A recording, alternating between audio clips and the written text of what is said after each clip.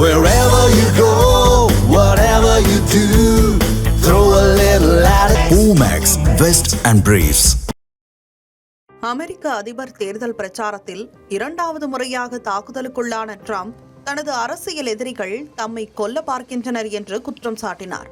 ஆனால் உண்மையில் ட்ரம்ப் தான் ஜனநாயக கட்சியினர், பத்திரிகையாளர்கள், நீதிபதிகள் உள்ளிட்ட அனைவரையும் அச்சுறுத்தியுள்ளதாக குற்றச்சாட்டுகள் எழுந்துள்ளன.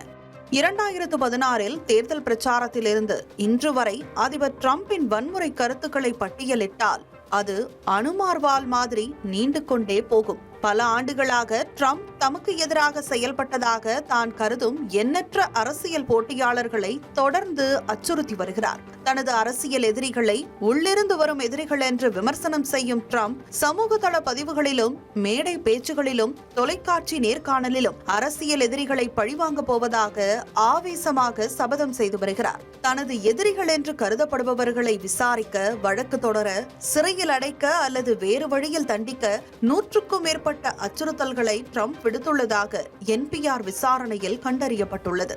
தனது இரண்டாவது பதவிக்காலத்தின் முதல் 100 நாட்களில் 100க்கும் மேற்பட்ட எதிரிகளை பழிவாங்க ட்ரம்ப் அரசு அதிகாரங்களை பயன்படுத்தியுள்ளார் என்று தெரிவிக்கப்பட்டுள்ளது.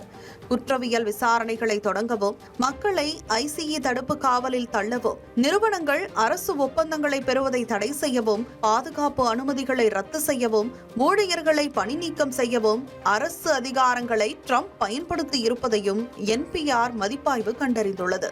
கடந்த மார்ச் மாதம் நீதித்துறைக்குள் சென்று உரையாற்றிய ட்ரம்ப் தனது நீதித்துறை எதிரிகளை கழிவு என்றும், நீதிபதிகளை ஊழல் மிக்கவர்கள் என்றும், அவரை விசாரித்த வழக்குரைஞர்களை குழப்பமானவர்கள் என்றும் முத்திரை குத்தினார். தமக்கு பின்னால் அமெரிக்க நீதித்துறை சின்னத்தை வைத்துக் கொண்டு தனது அரசியல் எதிரிகளை சட்டத்தை மீறுபவர்கள் என்று கூறிய ட்ரம்ப் அவர்களை எல்லாம் சிறைக்கு அனுப்ப வேண்டும் என்றார். அமெரிக்காவின் எந்த ஒரு அதிபரும் நீதித்துறையில் இதுபோன்ற ஒரு சர்வாதிகார உரையை நிகழ்த்தியதில்லை. இது நீதித்துறையின் கலாச்சாரம் மற்றும் வரலாற்றை முற்றிலும் அவமதிப்பதாகும் என்று கண்டனங்கள் அப்போதே எழுந்தன. ட்ரம்பின் நிறுவனம் மீது மோசடி செய்ததாக நியூயார்க் அட்டர்னி ஜெனரலான ஜனநாயக கட்சியை சேர்ந்த லெட்டியா ஜேம்ஸ் வழக்கு தொடர்ந்தார்.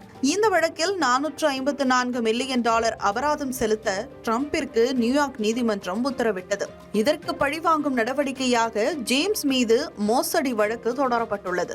ஜேம்ஸ் மீதான அடமான மோசடி குற்றச்சாட்டுக்கு போதுமான ஆதாரங்கள் இல்லை என்று கூறிய காரணத்திற்காக வர்ஜீனியாவின் எரிக் சீபர்ட் என்ற வழக்கறிஞரை அதிபர் ட்ரம்ப் உடனடியாக பணி நீக்கம் செய்துள்ளார். முற்றிலும் ஊழல் நிறைந்த அரசியல்வாதியான வஞ்சகர் லெட்டியா ஜேம்ஸ் நியூயார்க் மாநில அட்டர்னி ஜெனரல் பதவியிலிருந்து உடனடியாக ராஜினாமா செய்ய வேண்டும் என்று ட்ரம்ப் கூறியுள்ளார். இதேபோல் ட்ரம்ப் மீது பதவி நீக்க தீர்மானத்தை கொண்டு வந்த நாடாளுமன்ற உறுப்பினரான கலிபோர்னியாவின் செனட்டர் ஆடம் ஷிஃப் மீதும் வழக்கு தொடரப்பட்டுள்ளது.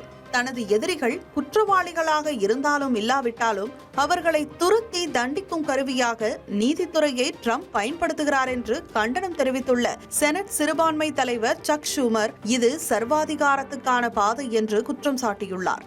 நீதித்துறை முதல் பாதுகாப்புத்துறை வரை ட்ரம்பின் பழிவாங்கல் நடவடிக்கைகள் தொடர்கிறது. தன்னை விமர்சிப்பவர்கள், தனக்கு விசுவாசம் இல்லாதவர்கள் என்று கருதப்படும் பல ராணுவ தலைவர்களை ட்ரம்ப் பதவியிலிருந்து நீக்கியுள்ளார். மேலும் சுமார் 100க்கும் மேற்பட்ட முன்னாள் தேசிய பாதுகாப்பு அதிகாரிகளின் பாதுகாப்பு அனுமதிகளையும் ட்ரம்ப் ரத்து செய்துள்ளார். பழிவாங்கும் அதிபர் பதவி என்று ஒரு தொலைக்காட்சி நேர்காணலில் விமர்சனம் செய்த காரணத்திற்காக முன்னாள் தேசிய பாதுகாப்பு ஆலோசகராக இருந்த ஜான் போல்டனின் வீட்டை FBI சோதனை செய்துள்ளது. பழிவாங்குவேன் என்று முன்வைத்த வாக்குறுதிகளை நிறைவேற்றுவதோடு மட்டுமல்லாமல் தனது தவறுகளை சுட்டிக்காட்டி அரசுக்கு எதிராக போராடும் மக்களை ஒடுக்குவதற்காக அமெரிக்க நகரங்களுக்குள் ராணுவத்தை நிறுத்தி வைத்துள்ளார் ட்ரம்ப். சட்டம் முடிவடையும் இடத்தில் கொடுங்கோன்மை தொடங்குகிறது என அடிக்கடி சொல்லும் ட்ரம்ப் தனது எதிரிகளின் பட்டியலை கையில் வைத்துக் கொண்டு பழி வாங்கிக் கொண்டிருக்கிறார். சொந்த நாட்டு மக்களின் நலனை விட ஒரு சில ஊழல் நிறைந்த பணக்காரர்களுக்கு சேவை செய்யும் ட்ரம்ப் அமெரிக்காவை அரசியல் ஸ்திரத்தன்மையற்ற நிலைக்கு, பனானா ரிபப்ளிக் என்ற நிலைக்கு கொண்டு செல்கிறார் என்று ஜனநாயக கட்சியினர் எச்சரித்துள்ளனர். Wherever you go, whatever you do, throw a little at it. Omax, Vest and Briefs.